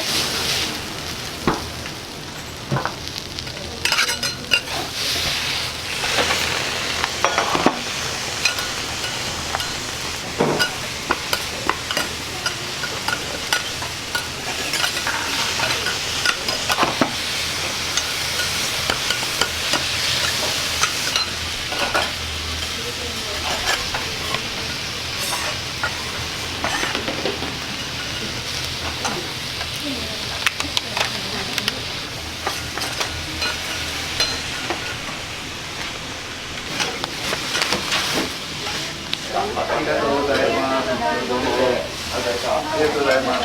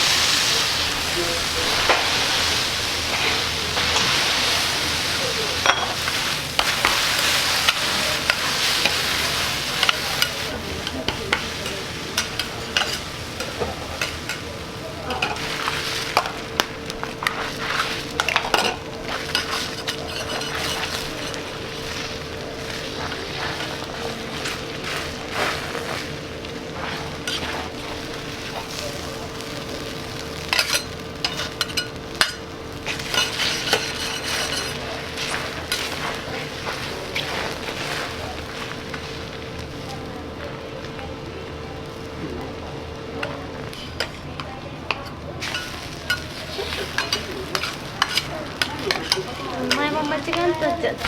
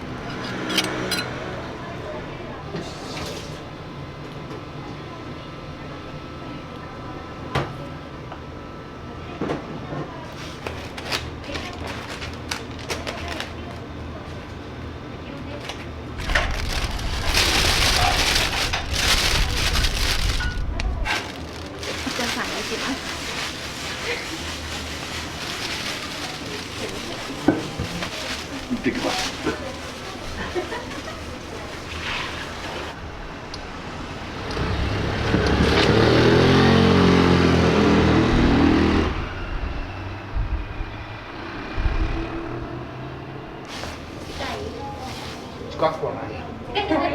これ1時間か。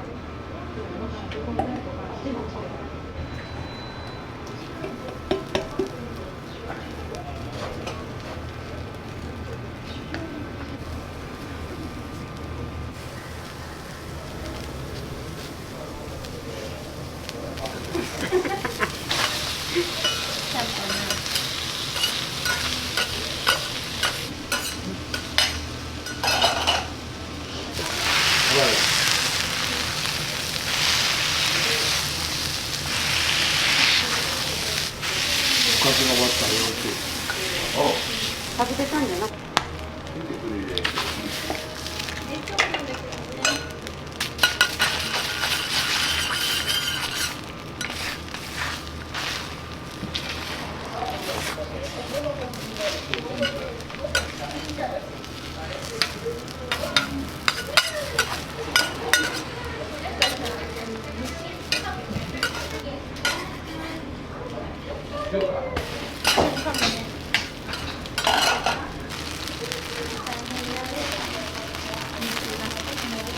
麺もないし、ソースもないんだな。あ、ソース？うん。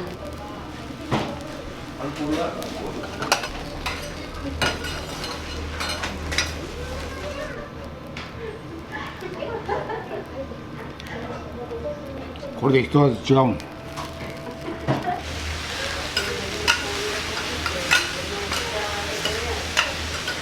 これイカ天を入れたらね、歯ごたえが違う。えらいところ来たもんね。時間帯が。ほんまやね。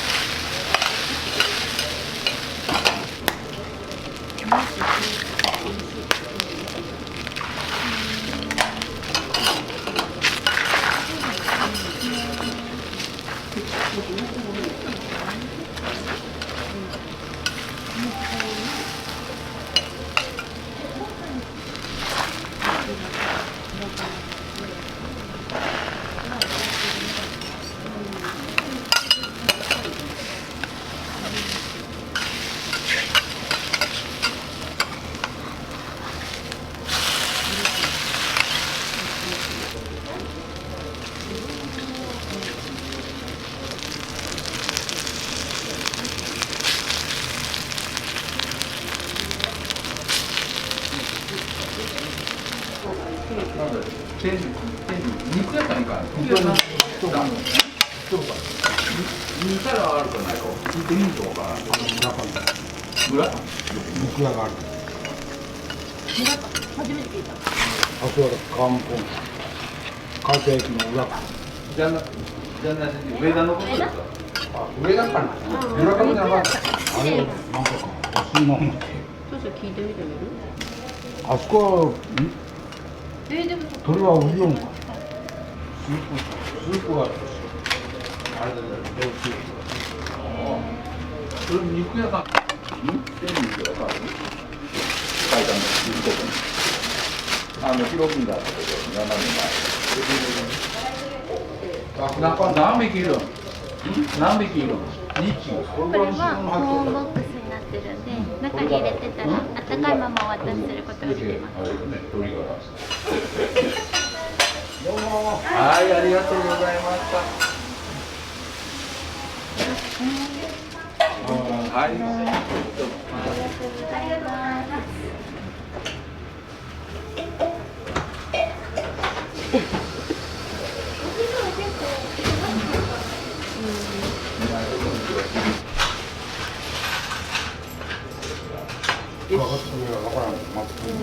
出しとって。あんかなと、こうかなとか。全然か。味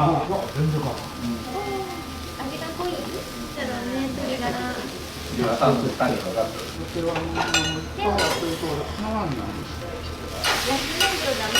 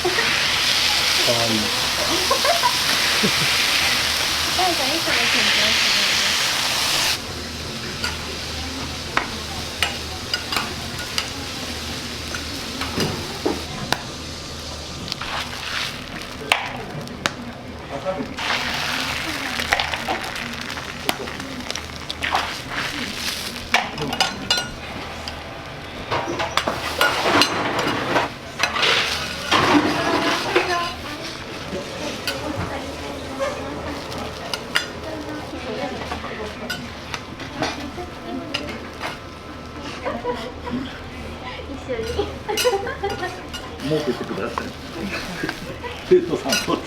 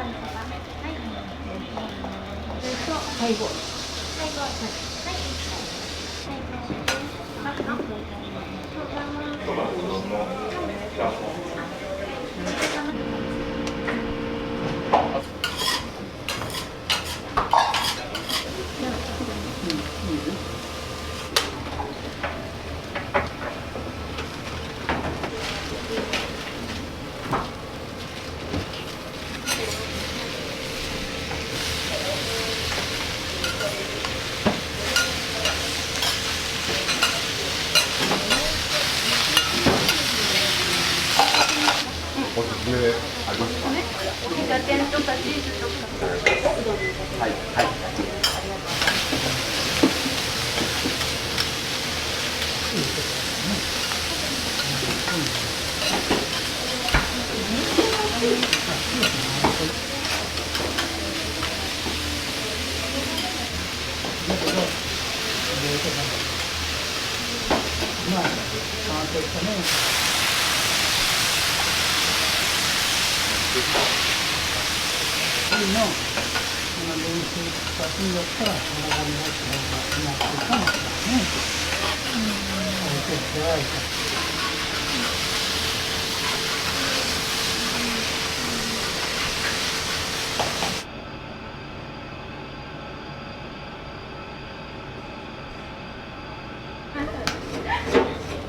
バーは短い。まあ長くおばあさん。ババ小さいの小さい。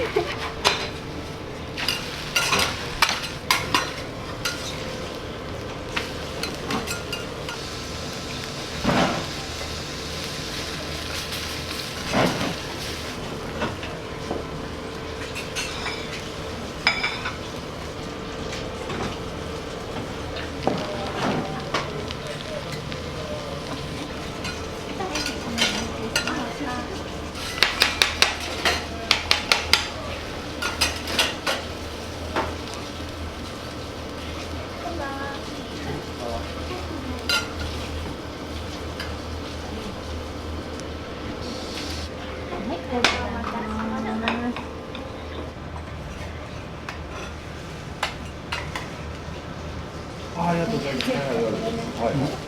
す。よく来るんだと。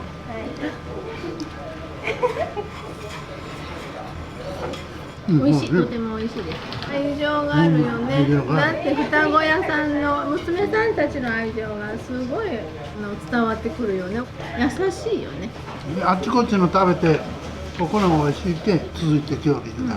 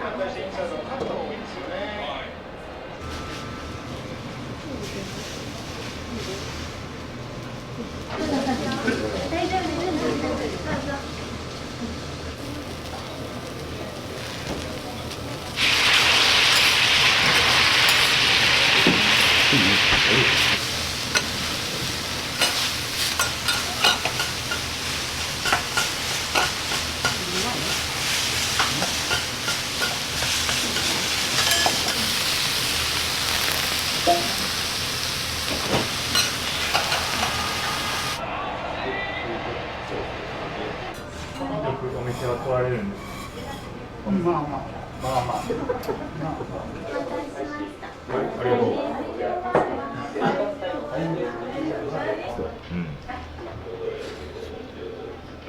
焼きそばとうどんの、おいしいよ。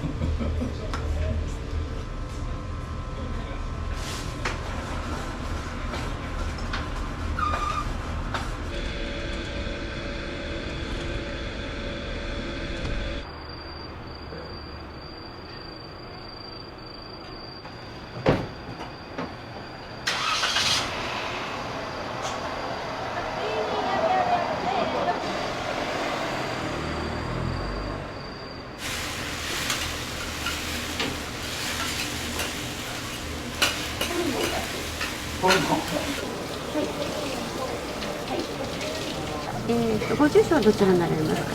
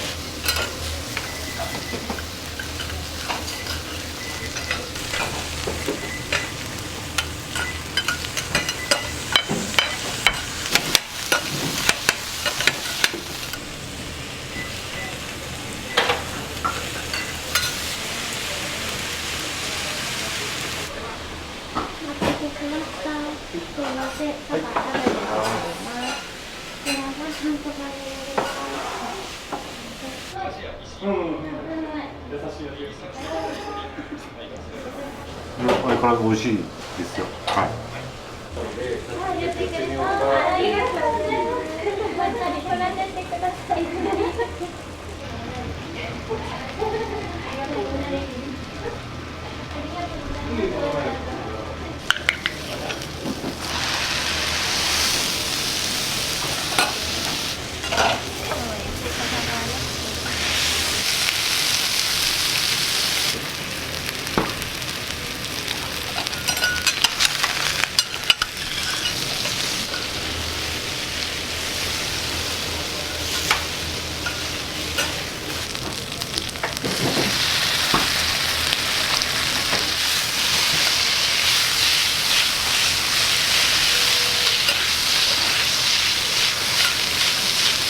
ソース2種類使われてるんですか？そうなんです。甘いのとピリ辛です。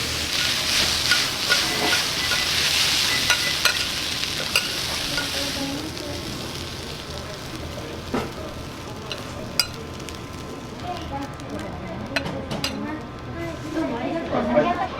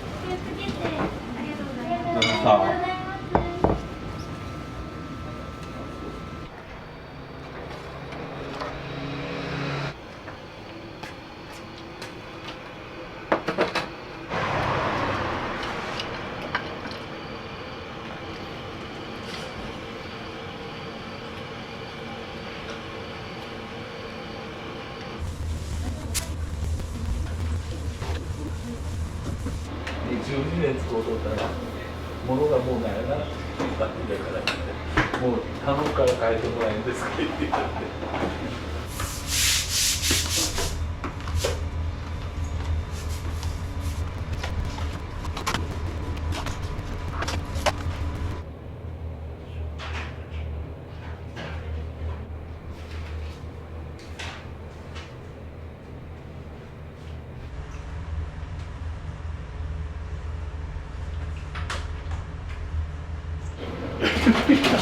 こんな感じです。毎週掃除されてるんですか？大体毎週。